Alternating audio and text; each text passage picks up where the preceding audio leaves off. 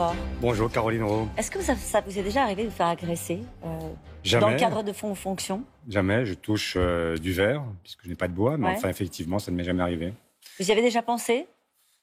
J'essaye de ne pas y penser, et je sais que mes proches y pensent parfois, mais je veux croire que la vie politique va rester ce qu'elle doit être.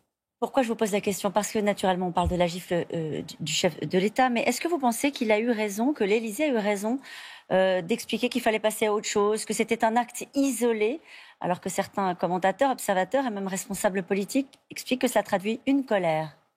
Ça traduit effectivement une colère, ça traduit aussi une déliquescence, celle de notre démocratie. Nous vivons un moment très particulier. En 3 jours, vous avez eu 3 événements qui ont montré à quel point le débat politique peut déraper. Lesquels? Le complotisme, Jean-Luc Mélenchon. Ensuite, vous avez eu Papacito et donc l'appel à peine déguisé au meurtre des gauchistes, si je prends ces mots. Puis enfin, la gifle d'un monarchiste qui visait à humilier la République. Et dans ces 3 cas, effectivement, nous avons des événements de gravité très différentes, mais nous avons là la démonstration que le débat présidentiel qui doit commencer peut prendre une tournure totalement folle. Et donc, il y a un appel à la responsabilité qu'il faut lancer dès aujourd'hui. Faire en sorte que à qui vous lancez cet appel? Aux responsables politiques aussi qui parfois sortent du cadre? Bien sûr, parce que parfois les mots précèdent en fait la violence physique. Et que je vois que aujourd'hui, il y a beaucoup de gens qui sont un peu en roue libre et qui estiment qu'ils sont légitimes à produire des idées, des gestes qui tout simplement sont dans la continuité de ce qu'ils croient être la parole des hommes ou des femmes politiques. Jean-Luc Mélenchon est en roue libre, on va se le dire comme ça? Je pensais là en l'occurrence à Papacito, mais Jean-Luc Mélenchon, ce qu'il dit est inacceptable. Parce que la gauche, ça n'a jamais été ni le populisme, ni le complotisme. Et que nous devons évidemment revenir à ce que sont nos fondamentaux. Nos fondamentaux, c'est au contraire la volonté d'émancipation de la population. Faire en sorte d'amener les gens à la vérité. Et la vérité, ce n'est pas la post-vérité. Olivier Faure, est-ce qu'on a laissé la crise des Gilets jaunes, est-ce qu'on a repris la crise des Gilets jaunes là où on l'avait laissée, avec la crise sanitaire qui aurait été une sorte de parenthèse? Je crains que rien n'ait changé depuis. Et tout simplement parce que si l'on cherche à analyser les raisons de cette colère, qu'est-ce qui fait qu'à un moment, c'est la violence qui l'emporte, c'est le sentiment que vous n'êtes plus entendu? Et comment est-ce qu'on fait pour conjurer ce sentiment? Bien, tout simplement, on approfondit la démocratie. Quand la démocratie est en crise, quand les institutions sont méprisées, quand le Parlement est méprisé, quand les syndicats sont méprisés, quand les associations sont méprisées, eh bien alors, il y a un moment où les gens vous disent « mais de toute façon, pourquoi s'adresser à vous ?» puisque de toute façon, le pouvoir est sourd. Donc, et donc la réponse, violence elle est peut dans être une réponse. réforme de nos institutions? Dans une réforme de nos institutions, bien sûr, mais aussi plus largement en respectant le dialogue social, en respectant tout ce qui fait une démocratie et qui aujourd'hui n'est pas respecté.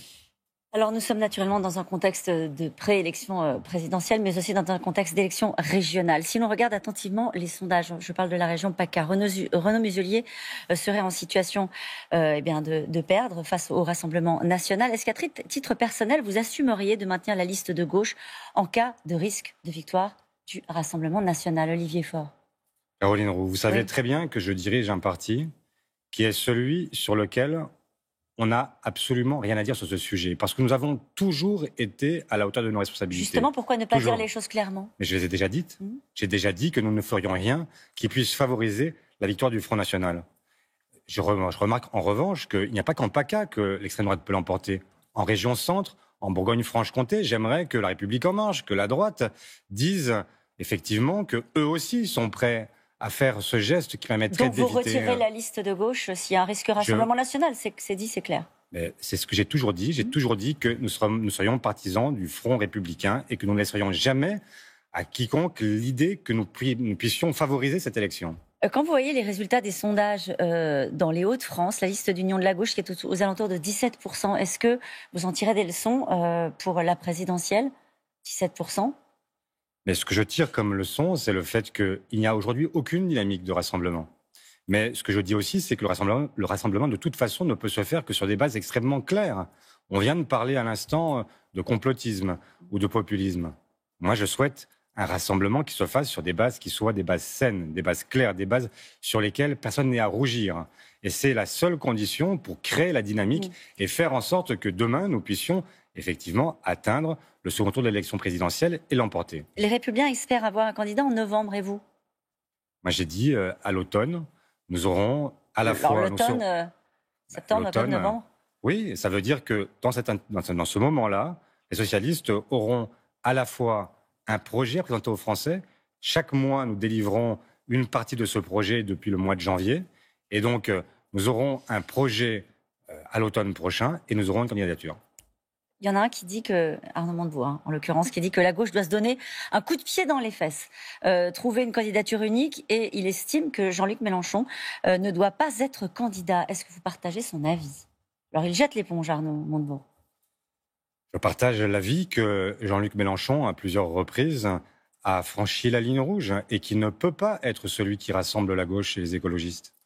Donc, effectivement, aujourd'hui, il faut se poser d'autres questions et aller faire d'autres candidatures. Moi, j'en ai une à vous proposer. Allez-y.